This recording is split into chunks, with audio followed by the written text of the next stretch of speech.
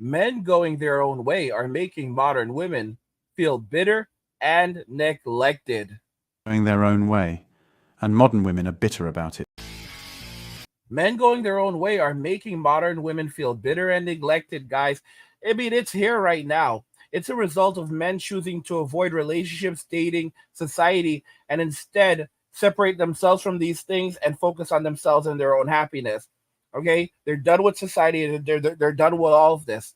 Watch the end of the video to fully understand the reasons why men are going their own way and the implications of this, how it will affect women going into the future. Today's video comes from Manhood, and his channel will be linked in the description, so you can go and check him out and give him some support.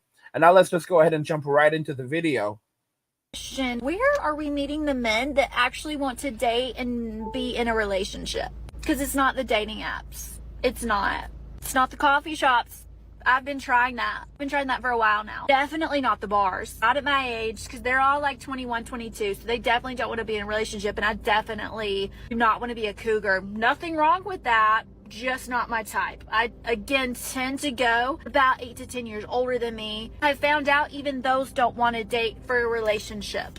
Even they are still figuring things out. Yeah, they are. So where are we meeting the ones that want to date and be in a relationship, that want to date to eventually get into a relationship, that are dating to see if we're compatible for a relationship, not other things? No.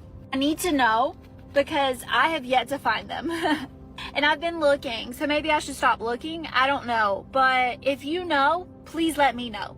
Help your girl out. Where are we meeting the good men? Where are we meeting the men that actually want to be in a real relationship? In other words, the plan B guys that they'll make them wait 6 to 7 months just for physical intimacy, what Chad and Tyrone got up front. And then, they'll force these guys into marriage, marriages that they don't actually want. They're planning their divorce before they plan their wedding so they can extract as much wealth and resources from these men and build these lives off these men, because these men are basically their retirement plan. That's how they're going to at least survive for the next couple of years, because they need to get into this marriage, need to extract wealth and resources, and then pillage as much as they possibly can and have these men on the hook for as long as they can, using alimony or child support so that they can then survive. That's what these women are attempting to do. Let me know. Here's some crazy research for you. So a third of men, 33%, a little over a third of men between the ages of 18 and 29 are not only single, but they're not actively looking for a partner. The same study said that by the year 2030, that 45% of women between the ages of 20 and 45 will be single. So I've got a question for the men, because I see it all the time in my comments. Most of my comments are filled with guys saying we're done. We're not looking. We like our peace. I need some more talk from you guys. Tell me why you're done. Tell me why you don't want to have a partner in life.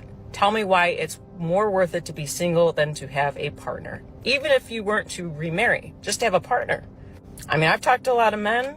I've got my answers, but I want to hear it in the comments. So please, drop it in the comments. I got married young. I was 21, barely, like 3 days, 21. Already had a baby. He was 8 weeks old at our wedding. And I remember feeling like my marriage was temporary from the beginning. Like that I wasn't gonna make it. And I didn't know what that feeling was. I just thought it was fighting for me. I was pushing him away. But I never truly accepted happiness. I left the good guy. He looks at and is like, that's a dad. That's a husband. That's how it's supposed to be. He did the dishes. He cleaned the house. He took the kids to school. He worked all day. He made good money. He supported us. I mean, yeah, we had our problems, but he was the good guy. So I'm here to tell you, it's okay to leave the good guy. I'm here to tell you, it's okay to leave the good guy. Holy cow. That was like, guys, and this is how women turn good men into bad men. This is how villain arcs begin. All right. People always want to know what's it. Well, actually, no one's really ever asked what's angry guy. What's your origin story? Do you have a minute? Like it's gonna. It wasn't just one thing. Do you have a minute? Listen, it all started in kindergarten. Like, I mean, seriously, to be honest with you, my origin story, that's more of like the Gen X. That's like the Gen X story right there. If you want to know how Gen X became who they are, then if you want to know how I became how I am, that's a whole other thing. But when it comes to modern women, as you can see, they hate us.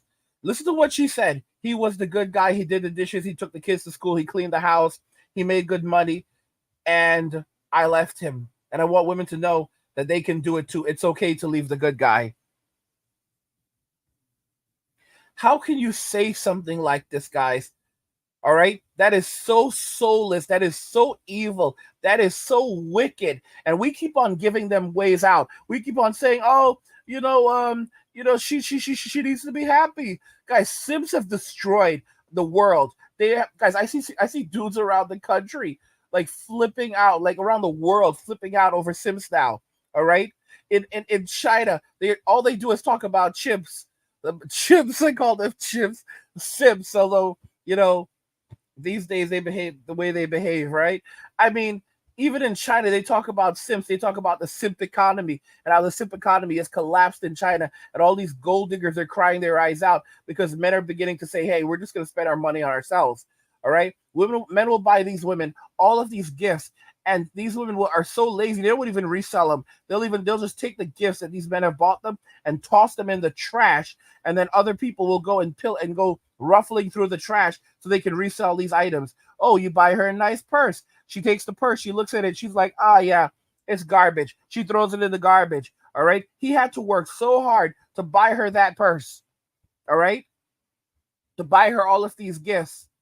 Like this, it is normal for a woman to take something from Christian Dior and throw that thing in the trash after a man gives it to her. That's how modern women are right now. Okay? If you give them money, they will take money from you and they will go and use it to spend it on the men that they love, to spend it on little Pancho, to spend it on his brother Sancho, to spend it on these men because they don't love you. You are just, guys, they live life on easy mode. And here's the thing about this. They spend so much of their lives living on easy mode that they're going to, at the end, it's going to be on hard mode. The saying is that women start life on easy mode, they end life on hard mode. Men, they start life on hard mode, but they end life on easy mode. All right? Women are born rich, but women are born rich, but they leave the world poor. And men are born poor, but they leave the world rich because women are born with a perception of value while men have to create their value. But because men have to create their value, their lives will be easier because eventually they will always have something coming in. They will always be able to, there's going to be passive income. All the fruits of their labor will be there to take them into old age and into the second half of their lives. Women, on the other hand, they live lives on easy mode. They don't create, they destroy the family unit if they're even involved in it. And then they find themselves later on in life while they're on their decline, unable to secure and unable to re-enter the family unit, unable to survive, unable to thrive.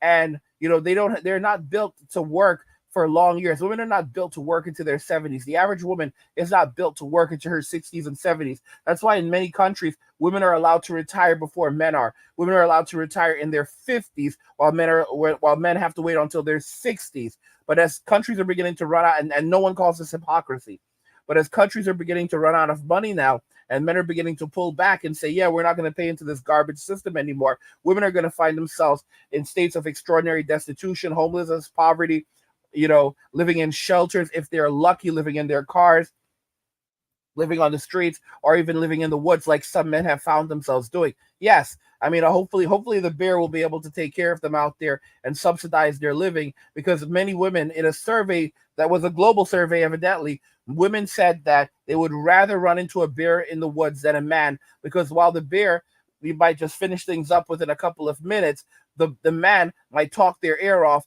and leave them with lifelong trauma. All right, so you have to say, yeah, ladies, we really hope we really hope the bear takes care of you.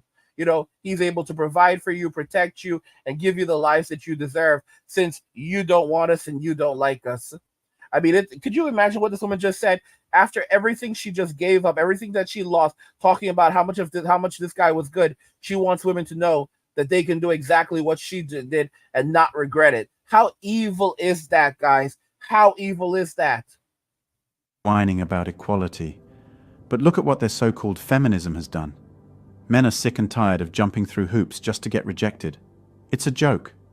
Women think they're entitled to only be approached by guys they find hot.